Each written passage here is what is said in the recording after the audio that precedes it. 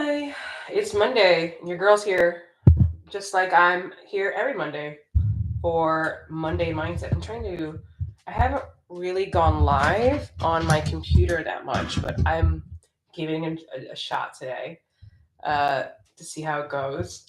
This way, I always have a hard time responding to comments when I go live on my phone. So we're trying to. Can you guys hear me? Hope you can hear me. Can you let me know if you guys can hear me? Because I'm doing things a little differently this time, and I'm still getting used to it. I can't tell if I'm using my microphone or if I'm using my. Yes, you can hear me. Great. Wonderful. Yay. Yeah, I'm a little early. Well, I'm trying to get better organized because that's just how we're doing things. You know what I mean? Um, We're going to hang out today. We're going to have a lot of fun. We're going to celebrate because your girl just made a YouTube partnership, which I think is exciting and really, really cool.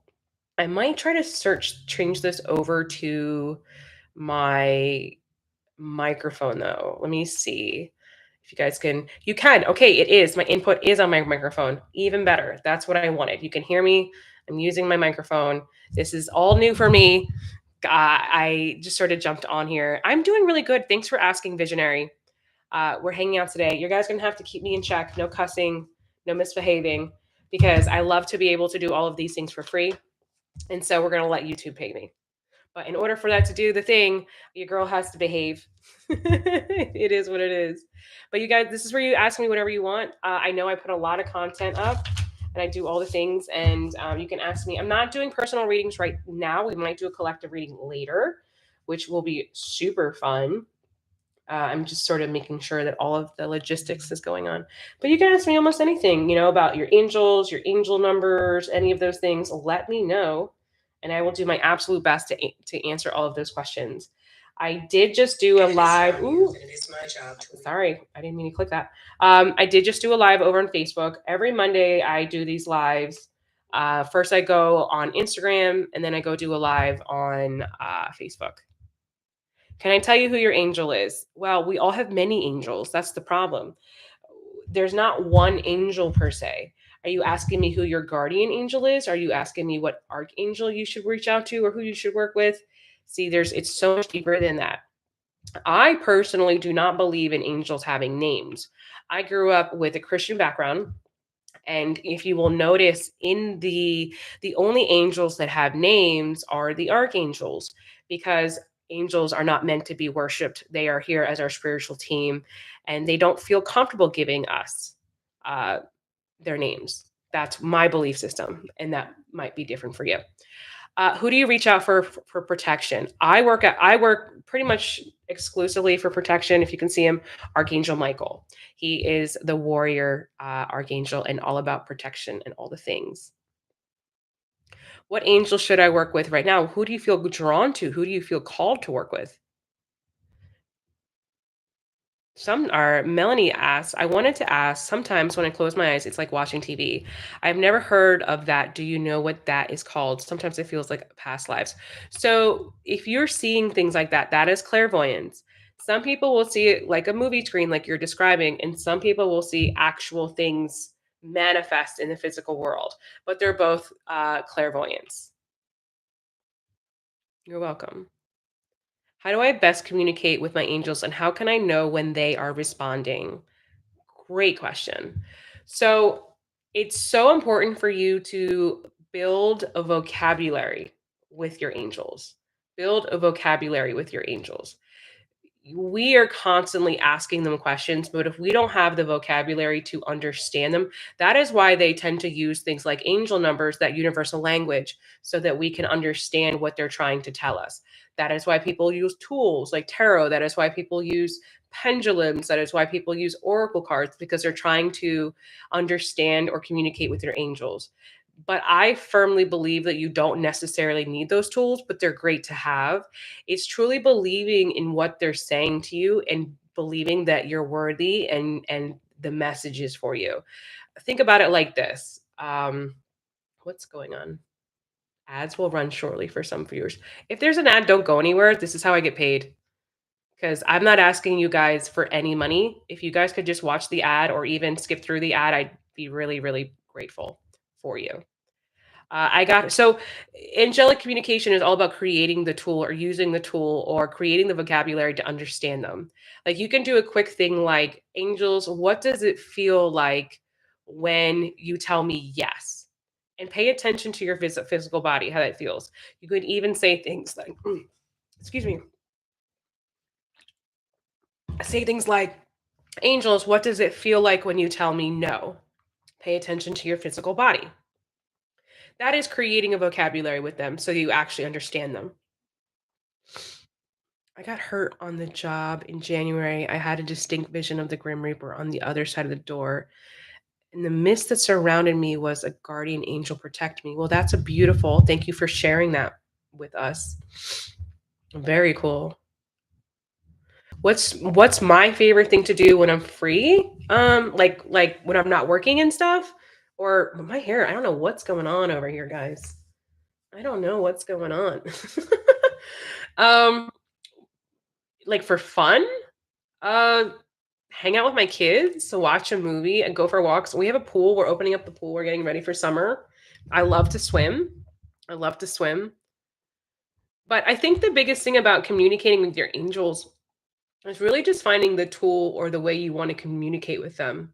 And not feeling bad that you don't have all the answers, but starting to believe that you're worthy of these answers. I think the biggest block that many of us have in communicating with our angels is really comes down to, do we believe that we're worthy of receiving these messages? Or do we feel, a lot of you don't think you're worthy and feel like you have to go through someone else like me, which I'm grateful that you guys believe in me, but you guys are just as gifted as me. I believe that. I know that my collective is full of very, very gifted people who connect honestly and authentically. And I know for a fact they just don't believe in themselves yet. Good afternoon, Tanya. Good afternoon. I think the problem in the spiritual community right now is they all make you feel like there's something wrong with you, when there's nothing wrong with you. There's literally nothing wrong with you. And if you don't want to buy an oracle deck, you can make your own oracle deck. You don't want to buy a tarot deck? That's fine too. You want to just communicate with your angels through angel numbers? That's awesome. You can learn a lot from angels numbers. I know a lot. I mean, a lot of people that communicate with their angels using AI, like Chat GPT, and they get wonderful results. I think it's great. I am not a gatekeeper. I say however you find or however you feel comfortable and confident in communicating with your angels, I say go for it. If you want to use ChatGPT to connect with your angels, I say go for it. Why not? I mean, if you really think that your angels can't manipulate AI, you really think that your angels can't manipulate social media? Hi, Rebecca. They can. Thanks for hanging out. I'm doing great. Hi, Victoria. But they can. Think about all the times that you've been scrolling through social media on your YouTube shorts or wherever, and like the perfect message shows up at the perfect time. You really don't think that your angels had something to do with that? Of course they did. Of course they did. Absolutely. So you really think that, when you pull out your oracle deck, that they're not doing all the things, they're doing all the things. That's how you communicate with them. You find the tools that work for you. And then when you get confident where you no longer need tools anymore, even better. Then you just use tools because they're fun. That's me. I don't need tools just because I believe in myself. I know I'm worthy of these messages, and I know that I'm here to be where I'm at, right where I'm at, to deliver the messages. Very cool. Thank you, Victoria. Did it resonate with you? I hope so.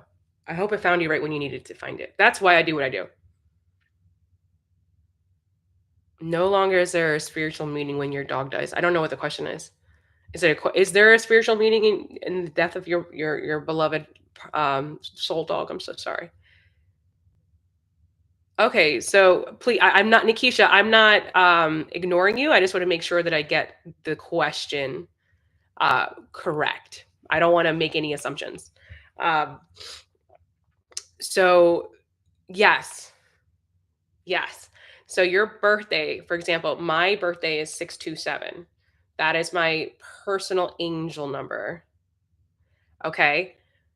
Uh, so one is you know that when you see your birthday, you're in alignment, but each person's number or angel number is going to be specific to them. So when you find your birthday, you're going to tell your angels the very first response that I get in Google is my response. That way you don't deep dive and confuse yourself. And you're going to see what your specific angel number means. Okay. I am alive because the angels know I'm clumsy. I feel that. I feel that. So I'm an empath and I can read energy. And just 17, any guidance and how can I protect my energy? Sometimes no wonder. So my best advice to you is because my son, he's going through this. He's 15. He's very gifted, very gifted. And he feels this deep desire because he's in a place of service. You know, he has my gifts. He's probably more powerful than I am it scares me for him. It's teaching him that he doesn't have to save everybody and that to put himself first is the most important thing. Oh, I'm so sorry, Nikisha. That's terrible. The loss of a pet is just heartbreaking and there's no spiritual explanation for why in the sense. I don't you're not being punished. It's not a life lesson. It's just a tragedy. You didn't do anything wrong. There's nothing wrong with you. It's just you experienced a tragic situation where your dog lived a much shorter life than necessary. You know, it really is so sad because I find that, you know, such beautiful souls never really tend to walk this path as long as we'd like them to.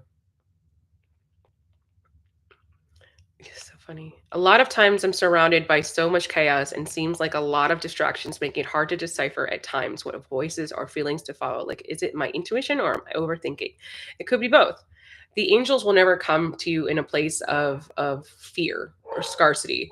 It will always be loving guidance. And, you know, not to say that they're not ferocious and but the way they communicate with you is not going to be ferocious. Like they know how to move mountains for you and they know how to be a warrior and they know how to protect you, but at the end of the day, it really is about guidance. I'm a dark empath. Is that bad? I've seen finding it hard to deal with. No, being a dark empath is not bad. I don't call it a dark empath. Also, I call them the difference between a shadow worker and a light worker. The difference between a shadow worker and a light worker is very, very real. So a light worker is somebody that is always in an energy of light, you know, positivity and all blah, blah, blah, whatever. I'm not talking shit. I just how I communicate with people. Okay. I don't know if it's a lucky day, Michael. I'm sorry. You'd have to look that up with a numerologist or something. But a shadow worker is someone that just knows how to navigate darkness. They know how to they're in the trenches. They know how to deal with very dark stuff and they you know are able to confront dark stuff and the dark stuff doesn't necessarily intimidate them. They tend because of that they tend to be drawn to a lot of dark stuff because it's just comfortable for them. It's what they know. They're meant to help people in very come out of very dark situations. You know, they help people find their inner strength and their inner power in a very dark place. You won't always be in that energy.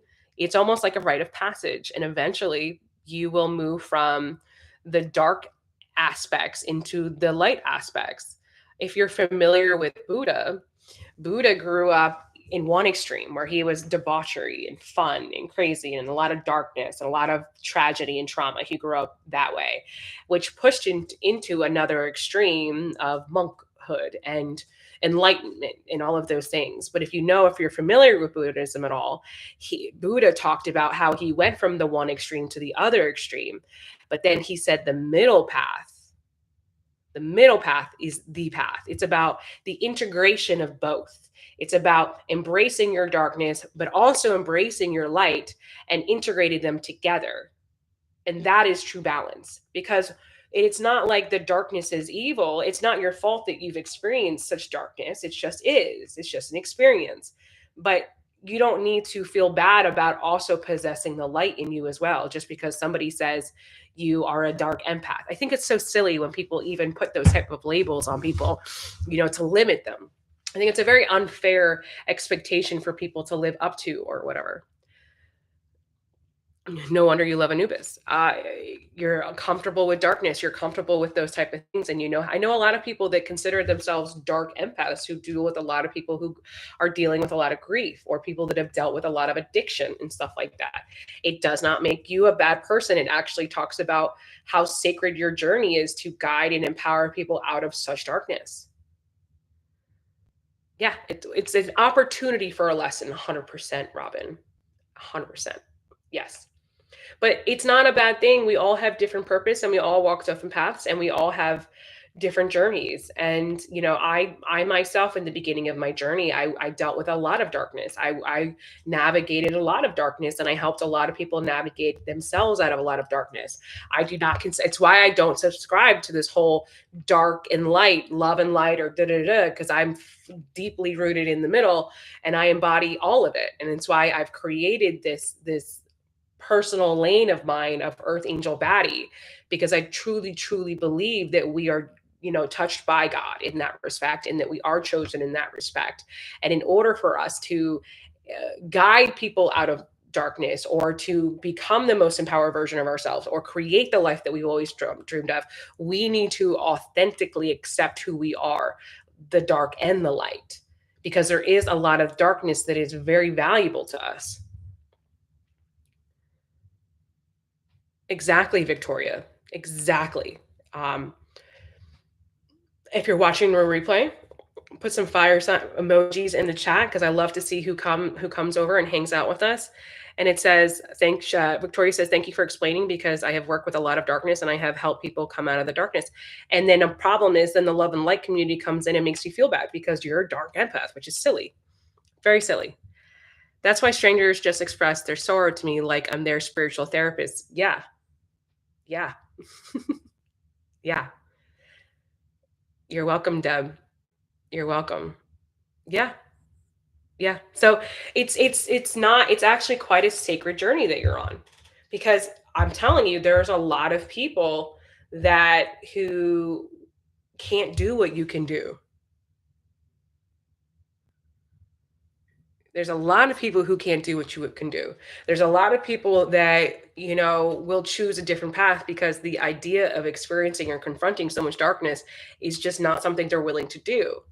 So there's a lot of power in the fact that you are walking right into this knowingly, and you should be very proud of yourself. But you're also allowed to take breaks. You don't have to dive into this and always feel like this is your only part of your important thing in your life, because we are here to have an incredibly amazing and valuable human experience. We are healers, and that comes naturally to us. This collective, you must understand, and I say this with all the love in the world, it comes naturally to us. We have a bigger or harder time maintaining human. We do this naturally. We do this. I mean, think about it. You're talking about strangers come up to you and they trauma dump on you all the time, or people find you that need the healing all the time. And you intuitively just know what to say at the right moment. That is not the issue you guys have. You guys have a bigger issue with staying grounded and in having in a fruitful human life. That's the issue. You don't need all of the other stuff. That comes naturally to you. Your issue is, how do I enjoy the journey? How do I allow myself to build abundance? How do I allow myself to be paid for my gifts and not feel bad about it? How am I that is your issue. Yes, I like that, Gabby. A dark empath wishes to take the pain of violence from others because they understand the pain of violence themselves personally.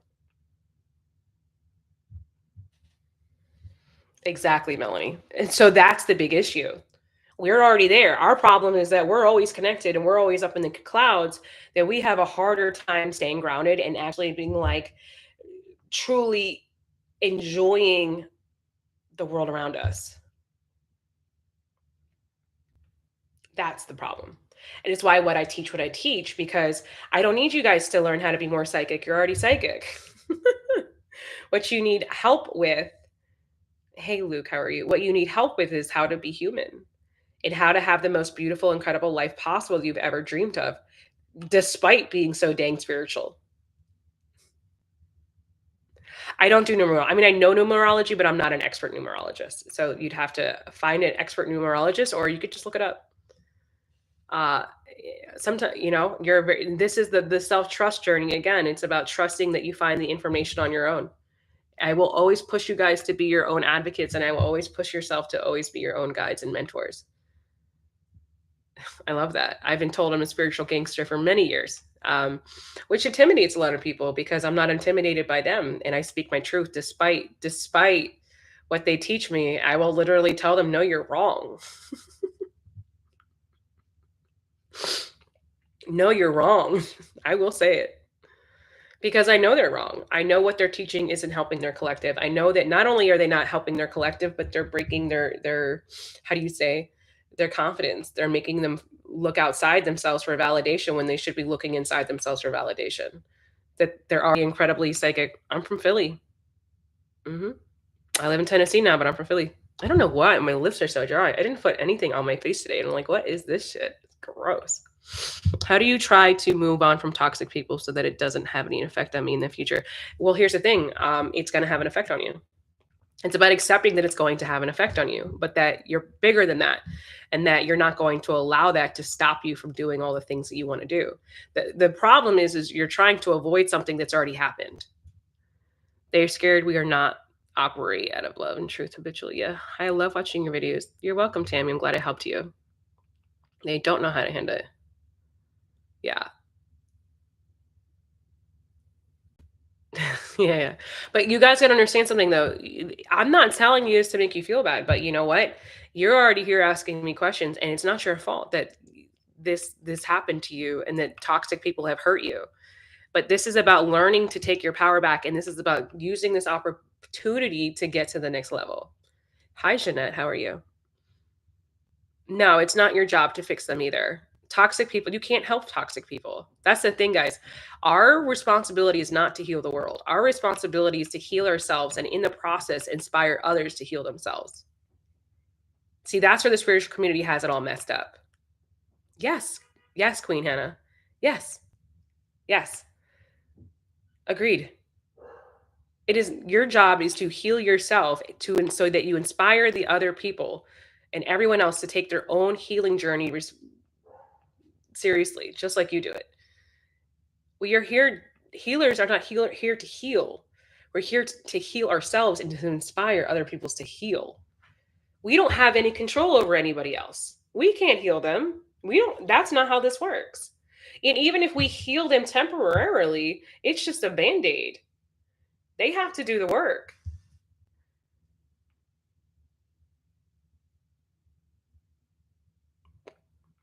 What do you do if God gave you the gift to pull sickness off with people? Do you do that, or just don't do it because you want them to heal themselves? I think that's a little different. If you were given the touch of healing, um, that's different. But we're talking, would you heal someone that you know intuitively is not going to honor it? I don't know. That's a really good question. I'd have to really go into meditation and think about that one. Self-love is self-care. No, Tommy, I'm going to respectfully disagree. I've been doing this for so long. I've done this a million times. I only invest in those who invest in themselves, and that is my sacred journey. There's an ad running in a second. If you guys want to help me make money off the platform, I don't ask you guys for anything. So if you want to watch the ad, that'd be dope. I'd love you for it. If not, that's okay too. I don't know how long that ad lasts. Ads inserted. Okay. Over the years, I've been healing myself and glowing up into my Earth Angel Queen. Yes, Tammy. It's been hard, but totally worth all that. I have learned about life and itself, and it's probably completely changed everything for you.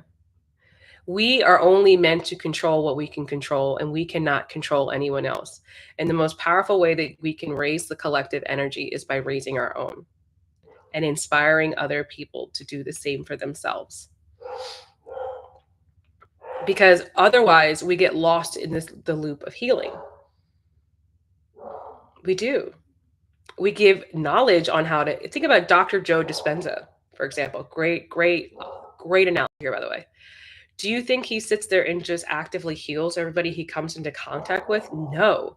He talks about his life. He shows you how he healed his life, and then he gives you the tools and the knowledge that he has learned throughout the years so that you can then heal yourselves.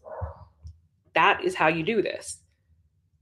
Look at all of the great healers over time. Jesus Christ, even. Did he just walk around healing every single person that he came into contact with? No. But what he did do, he did heal people. But what he also did was teach people how to live a specific way of life to be healed.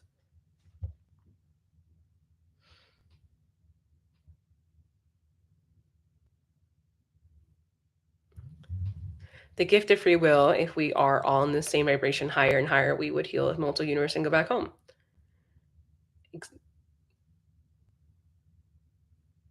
But that's my, regardless. Hello. I have been taught by my angels for years that I only invest in those people who are already actively investing in themselves and who actually want this. Because otherwise, you're just all of that sacred energy that you're supposed to be filling into the people that God actually wants you to fill it into is being wasted on people that are not ready for it. Because what happens is God gives me a cup and it's full like this. And he says, I need you to heal this person. But you're walking, right? And there's a person stopping right there. And they said, and you're like, I want to heal that person. But God said, no, no, no, heal that person.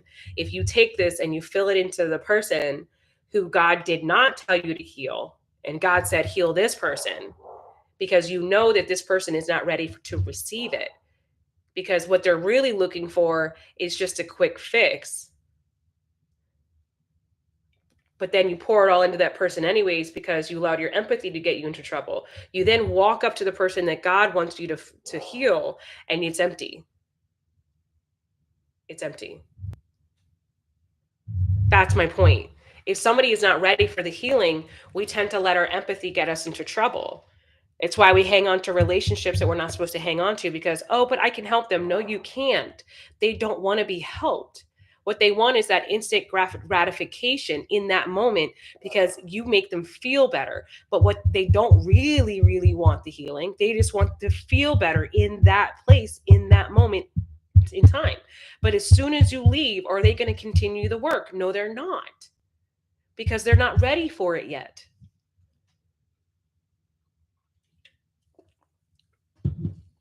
That's the thing. What we are supposed to do is to lead by example and plant seeds in people. And then if God says yes, or the angel says yes, then we do that. You draw broken people to you all the time because that is what you're attracted to and what you know. You're attracted to them because you grew up in a home full of chaos. So you probably are attracted to people that are chaotic because it feels comfortable for you. You're probably attracted to relationships that are unhealthy for you because you probably grew up in an unhealthy environment. That's why.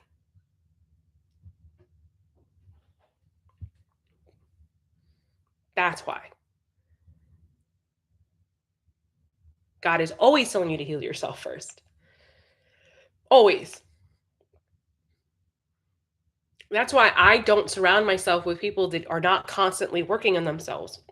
Because if people are not constantly filling their own cup, then they're always going to be trying to take from my cup. As opposed to where my cup runneth over and then I have extra for all of you beautiful souls, right? That's my purpose. That's what I'm supposed to do. My cup runneth over. So I share that with you guys. Fair enough. But I do not surround myself with people that are not actively filling their cup. Because if they're not actively filling their cup, then they're always going to be trying to take from my cup. But people who are actively filling their cup have no interest or desire to steal from mine because they're too busy filling their own cup to be concerned about what's in mine.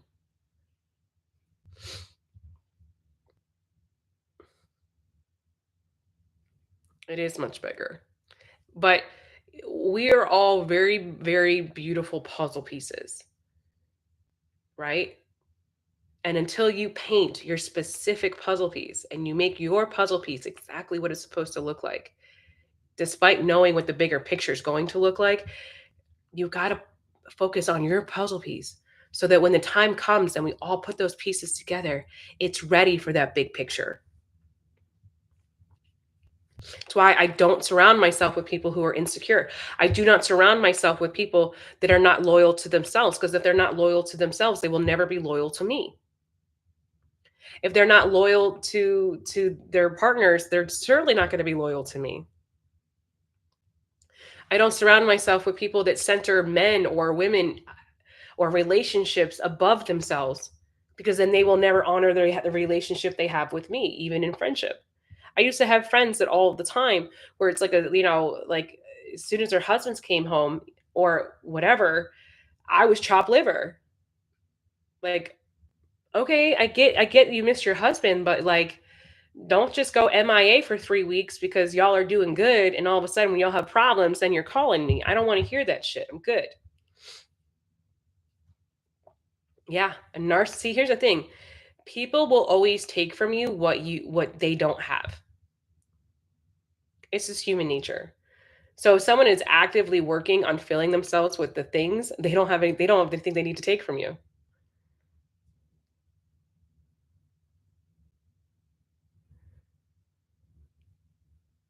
See you, Tomas. Sending you love. Congratulations, Luke. Good for you. Good for you. So that's amazing.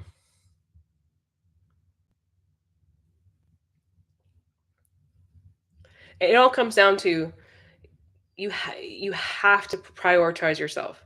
You have to, because who is going to if you don't? It's the truth. It is what it is. But and it's the short. That's how you build the life you've always wanted.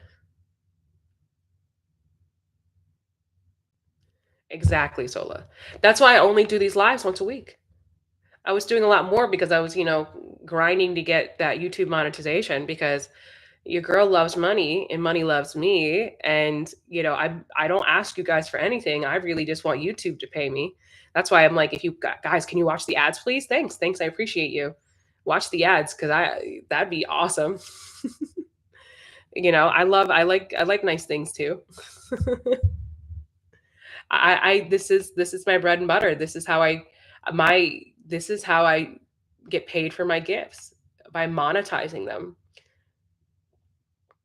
I'm not asking you guys to. None of my stuff is behind I have stuff behind a paywall, but not a lot, because most of the stuff that I do is completely free, and I put a lot of content out for free because I love you guys. So if you could just watch the ads, that'd be dope. I gotta pay for braces, just like we got braces, we got this, we got that. It's never ending. Just saying. So, but yeah, I mean, it comes down to allowing yourself to be authentically you. And you can't be authentically you if you're constantly so worried about other people.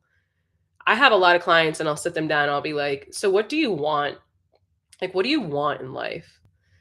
They're like, "What do you mean?" And they don't know. They don't have the answer. They don't know to tell me what they want. Do you want to know why they don't know what they want? Because their whole life they've done nothing but be concerned with what everybody else wants, that they have never sat down with themselves and truly asked themselves what they want, because they've put everyone ahead of themselves. Oh yeah, Luke, that's great. Oh, Deb, at any age, because we've been taught. See, the thing is, especially divine feminine. I can't speak for divine masculine because I'm not divine masculine, but I'll speak for divine feminine in the respect of this. We have always been taught that we find our validation on what kind of mothers we are, what kind of wives we are, what financial stuff we bring to the family, and that has always taken paramount. That's always been the priority. Like women, especially divine feminine, especially, have never ever been told that we're just inherently worthy without any of that. Like, God forbid you can't have kids, then are you a real woman? You can't even have children. Like, or God forbid she chooses she doesn't want children. It's a whole thing. And so we've been taught from a very young age, that, oh, you want to get married and have a husband and have babies. That is where you find your value.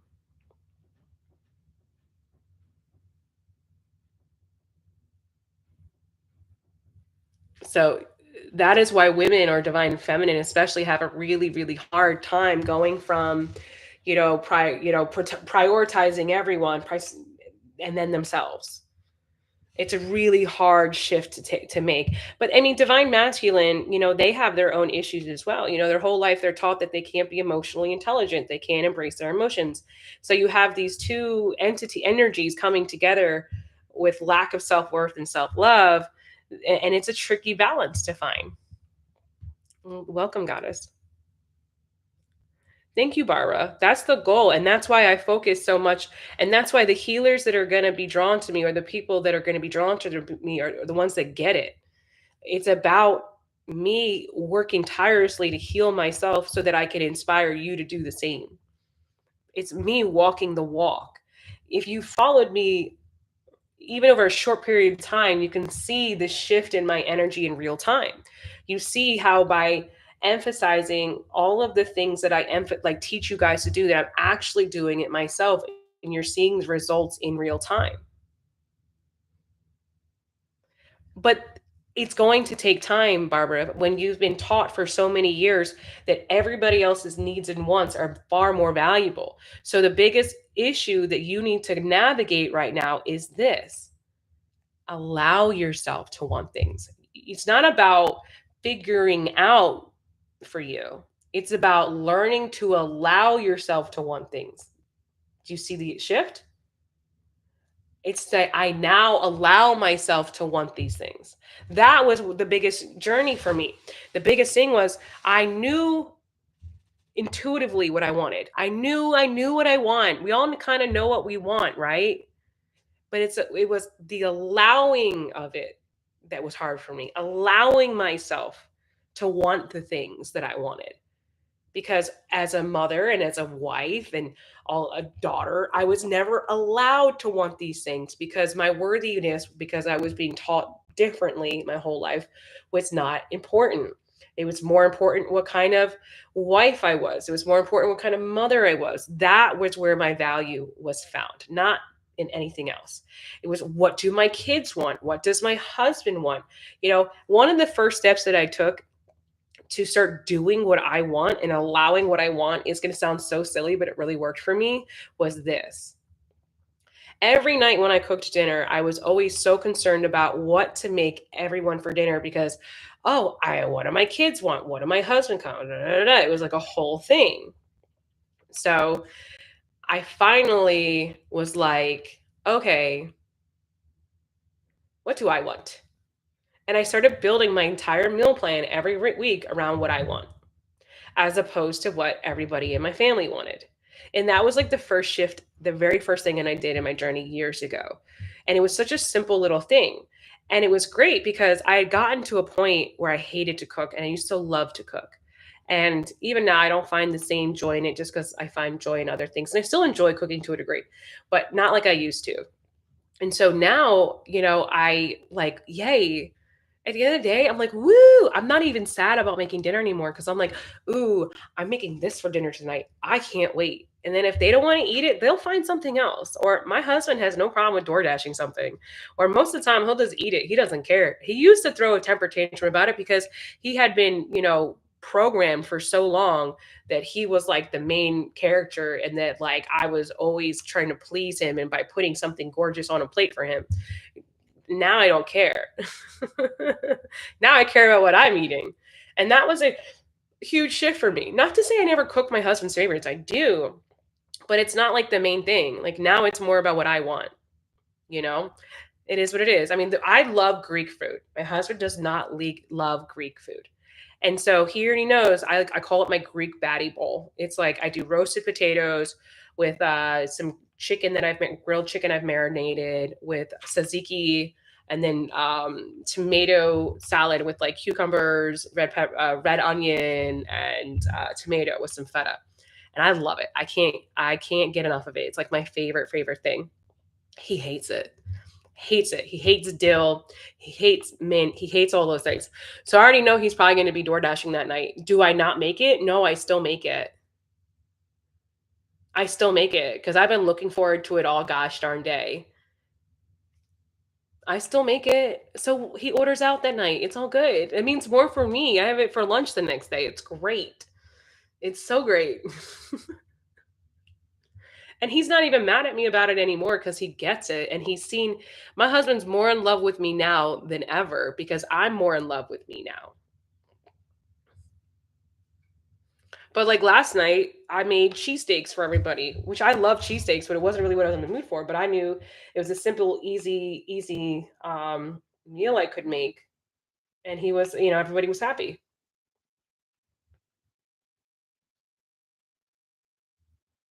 Oh yeah, Luke, I'm familiar with that. I'm familiar. But do something for yourself. Like pick one meal or one night a week that you just start with one because it is very hard to kind of shift it all at once. Just do like one night a week where you're like, I cook for me. I cook what I want, and you'll see the difference. Or like, I have a lot of clients that are single, and they'll just like eat what they feel like eating. You know what I mean? And like the Trader Joe's. And I'm like, pick one night a week where you actually cook something for yourself. It's not just like takeout or a frozen meal. Or if you don't like to cook, that's too. But like splurge on the steak. Take yourself out to eat or do something special. See, I'm the same way, goddess. I could eat the same thing every day. You and Uber Eats are tight. Here's a ad coming in less than a minute. I don't get paid by you guys. If you guys want to share the wealth and the energy and watch the ad, that'd be dope. I'll be right back. It's coming on in like 30 seconds. But I mean, I'm like that too, goddess. I could eat the same thing every day. I get like hyper fixations on meals all the time. My husband is the problem, like, especially when I'm trying to eat healthy. Like, I could literally eat the same thing every day and be happy until I'm like move on to the next hyper fixation, but he's the issue. But I really don't care. It's not that I don't care. It's just I put myself first. And like if he gets tired of it or he's tired of the variations of it, then he'll just order something. It's not a big deal. And if or he'll make ramen. He doesn't give a shit. Like he gets it. He didn't get it at first. But once I kind of broke it down for him, it made sense to him. It made sense to him for sure. So why is my nose? My nose is my allergies, man. Ugh.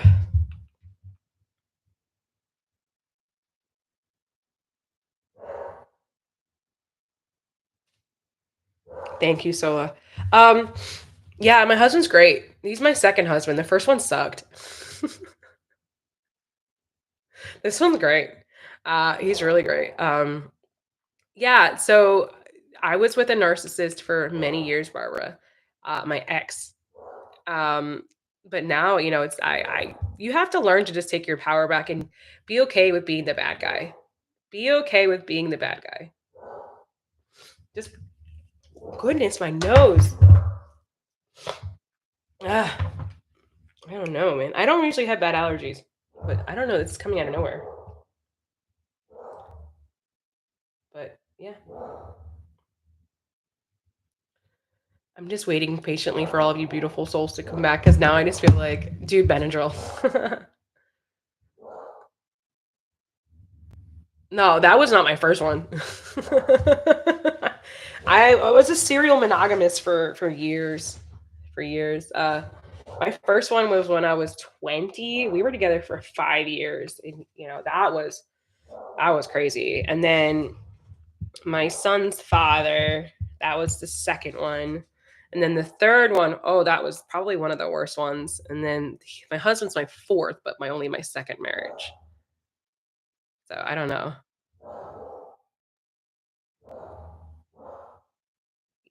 Yeah, but Benadryl makes me really tired. Oh, you know what we're gonna do? I've been creating you hear my dog in the background. My pool guy is probably here. And she's probably like, beside herself because she can't go in the yard.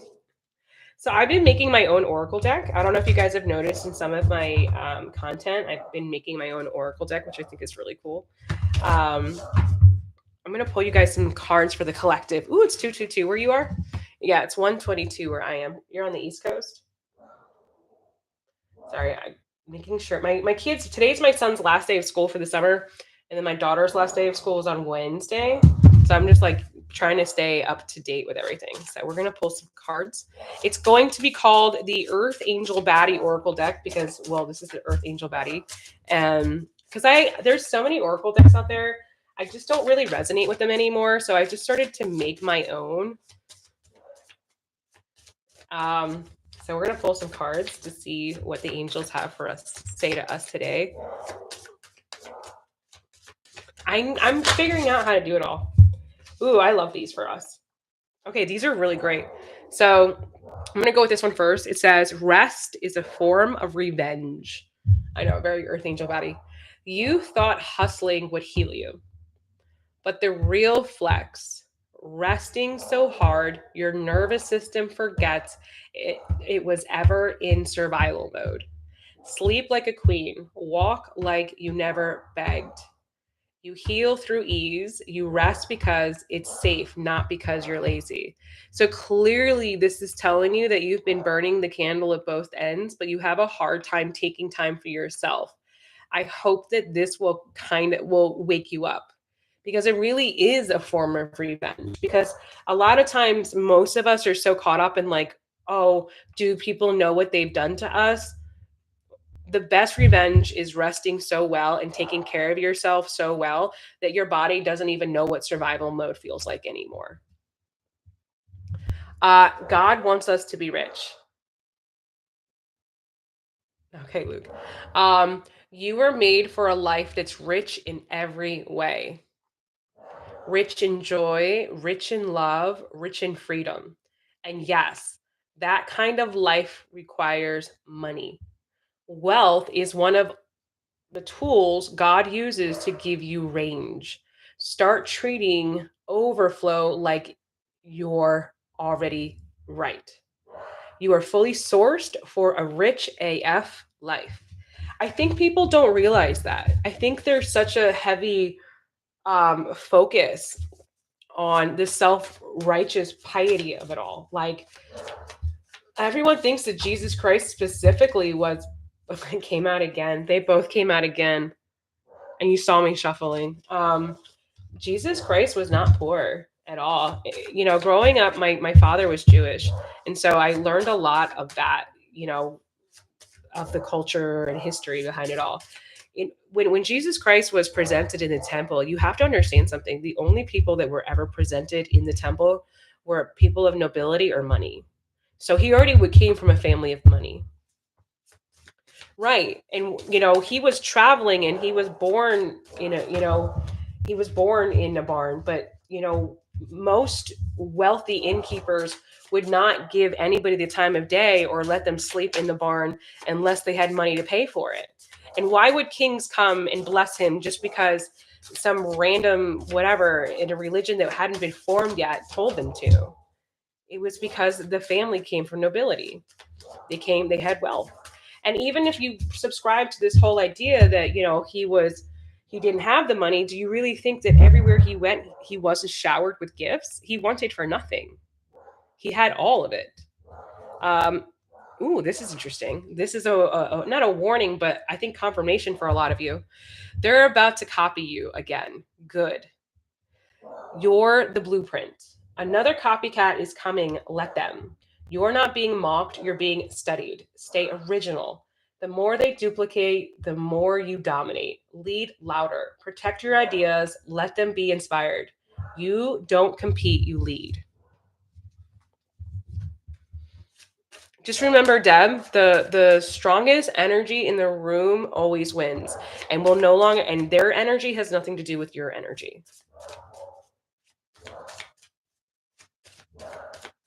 You will. This is why I don't practice law of attraction. I practice law of assumption. Okay. I protect my peace like it pays me because it does. Peace isn't soft, it's profit. Every boundary you hold protects your brand, your results, and your body. You don't need to explain who's no longer allowed. You just need to protect the asset, which is you. Audit your energy, cut leaks, secure your field. You are peaceful, you are profitable, and you are protected.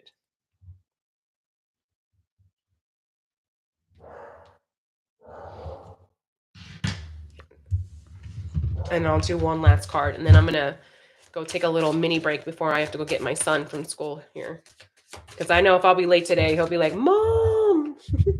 Hot makes money. And this is really big to our collective. And it's not just makeup and girly stuff. Like, it's just when you physically take care of yourself. Okay. Beauty is leverage. Presence is positioning. When you look like the result, people assume you create it.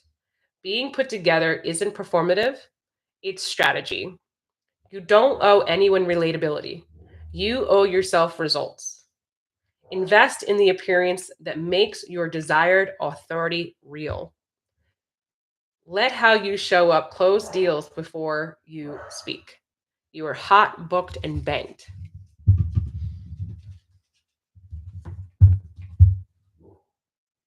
See, for me, it's not that money is the thing. It's just that there's things in my life that I want to do that cost money, like travel. Hi, Lacey. Which one do you want typed into the chat?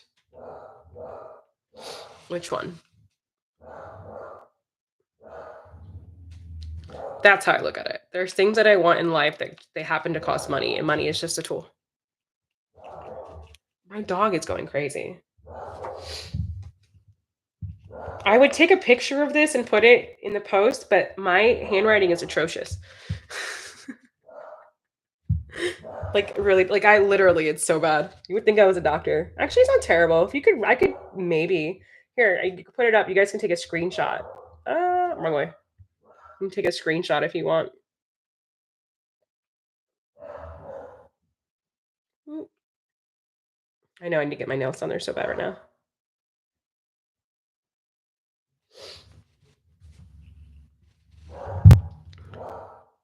Exactly. And there's nothing wrong with being so grateful for what you already have, but still wanting more. I hope you can understand it. My handwriting's so bad. My dad was an architect, so his was terrible. Terrible. So, still work in progress. I only have like 33 cards at this point, but yeah, I rewriting the like. There's such fun cards in here. I love it. But I gotta run because I gotta go pick up my kid from school here soon. I've got like a 10-minute break for myself before I have to kind of go be a mom, and I really wanted to unload the dishes because it gives me. You guys, just so you know, little feng shui tip. If you're trying to call money into your life, um, keep the dishes clean. Having dirty dishes in your sink blocks money. And I suck at the dishes, and even I keep up with it.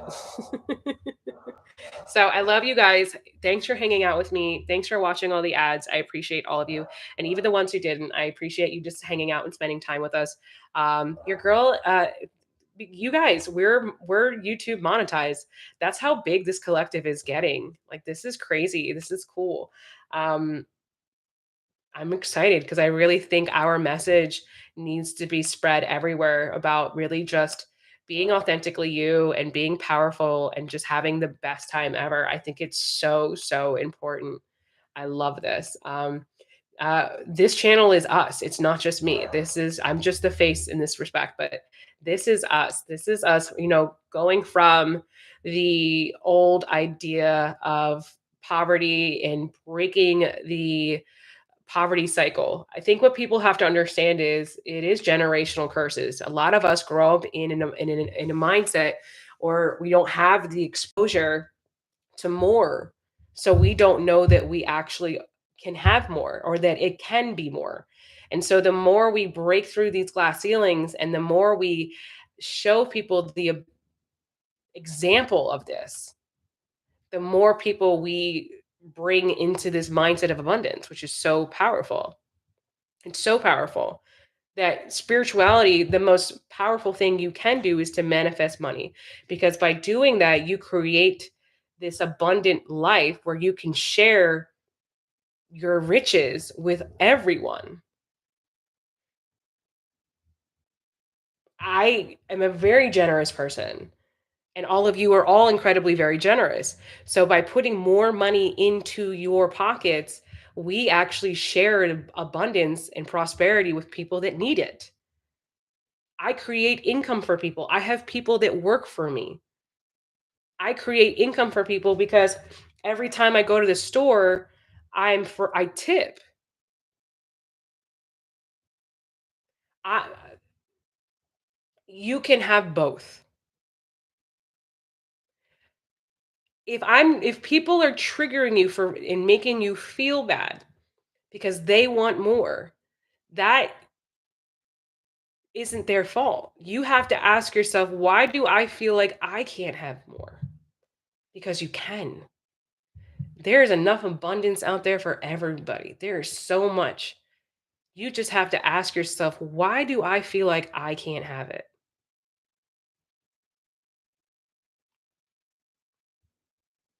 Think about it. It's actually selfish of you to not become wealthy because then you can't help the people that God wants you to help. Think about it. Because think about it like this: most of the people, a lot of people in this world aren't as generous as you, and they don't help people. So it's imperative of you to work through your money blocks. It's imperative of you to understand that your purpose is to have financial tools to help people who can't help themselves. Do you see what I'm saying?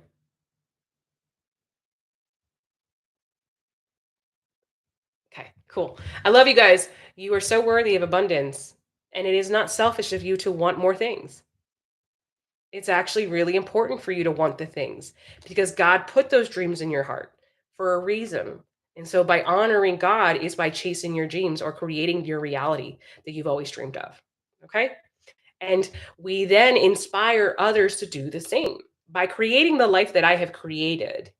Whether it's because you love my Chanel bag or you love my in-ground pool or you love all of the things that I have created in my life, from welfare to this, I inspire others to do the same.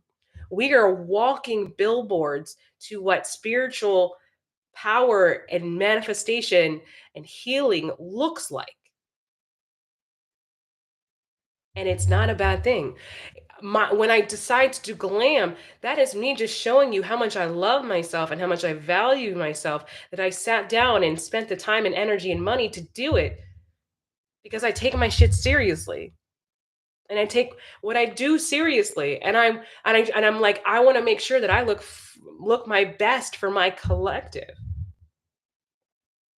I want my collective to be like, that's my girl. That's my girl. Look at her. She's hot as my healer is cool as hell because she rocks Chanel and she says it's okay for me to want Chanel too. My healer, my guide, she's so dope. She showed me that I can be myself and I can drive a Honda or I could drive a BMW or a Mercedes. And it doesn't mean that I'm a bad person. It just means I like pretty things. I love Gucci. I mean, my work bag, I got my right here. I got, my Louis Vuitton. I'm really into Celine right now. You know what I mean? I love my gold. I love my diamonds. And there's nothing I'm a Taurus midheaven. I love beautiful things. And that does not make me any spirit more. If anything, you know what it is? It makes me even more spiritual because I'm authentically me and I've amassed beautiful things because of the money that I have manifested. But also, these are from Zulu because I thought they were cute. I'm not looking for validation from anyone because I rock what I rock because I like it. This shirt's from Amazon for $9. Half my wardrobe is Shein because I'm curvy and thick, and the only trendy stuff that I find that fits me right is on Shein. And I'll rock it with the Chanel.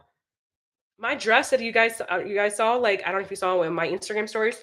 I wore, I was wearing a Shein shirt with a dress with a Chanel bag and some Sam Edelman shoes.